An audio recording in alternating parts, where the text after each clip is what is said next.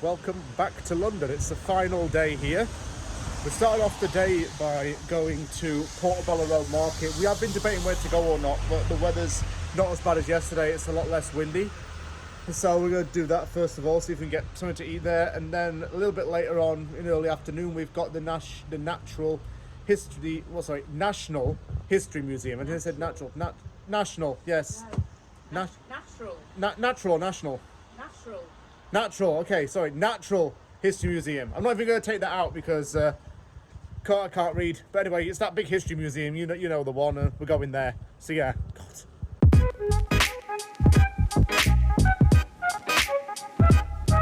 So, as was the case yesterday, we've had another change of plan. We're not going to the market anymore because we don't reckon it's going to be open at this time, and a lot of places around here look shut. So instead, we're heading off to South Kensington and going to the museum, see if we can get in earlier.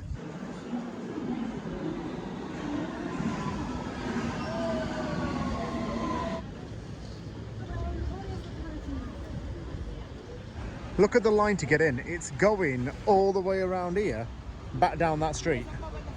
And it's been like this since we got here around 5 minutes ago.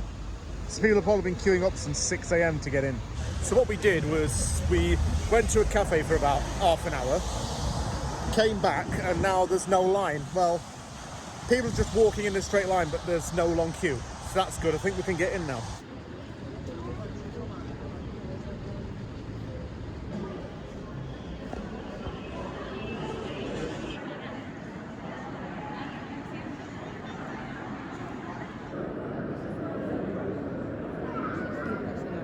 The first exhibit is dinosaurs.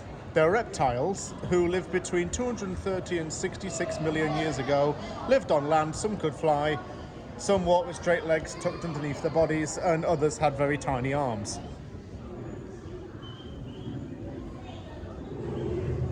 These are what older dinosaur eggs would have looked like. These were found in the Gobi Desert.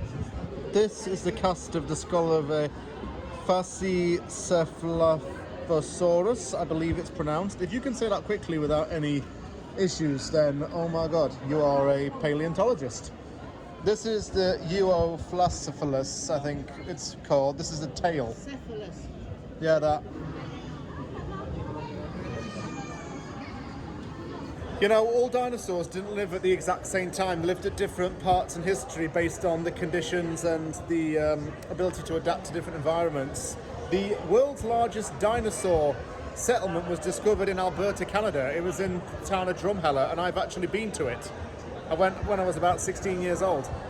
Oh, speaking of which, look, the Alberta lizard. This is the one that lived in the Red Deer River Valley. I used to live an hour and a half away from there. I had to take a video of this, the Edmontosaurus. The Edmontosaurus, rather. God, he's a big bugger, isn't he?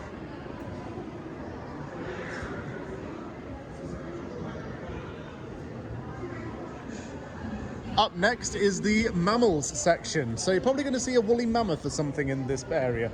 The anteater. The armadillo. The 9-banded armadillo. 3-banded armadillo. The sloth. I mean, it does look really fluffy and cuddly though, doesn't it? That's the problem. You're like, what if that were alive? You'll be tempted to touch it. The world's largest mammal.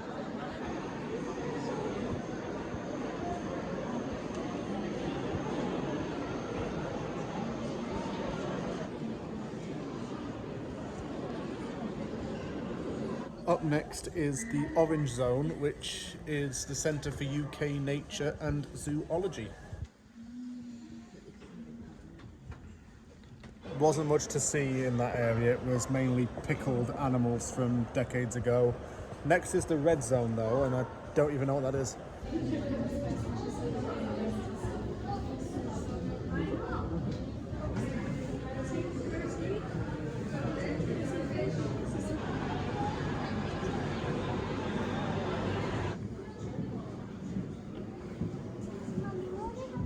I thought that this was Harambe for a moment, but it's not. It's a gorilla called Guy.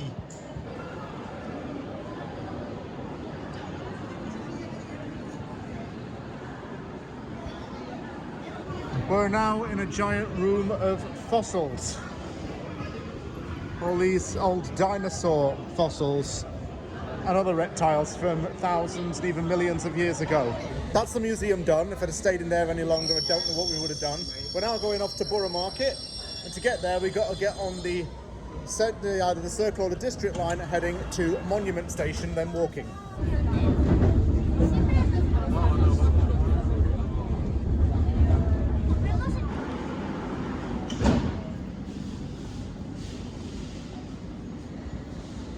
This is the monument dedicated to the Great Fire of London.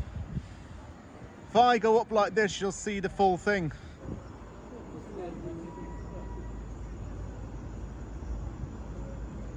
Pudding Lane is where the Great Fire of London started. It was believed to have started in a bakery, and because of the wooden and poor infrastructure, it spread very quickly.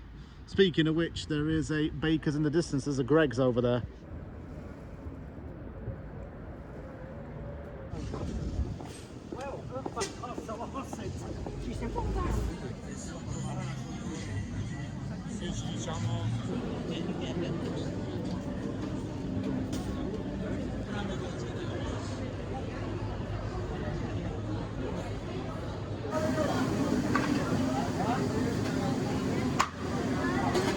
I've decided to get some food from this authentic Thai street food stall.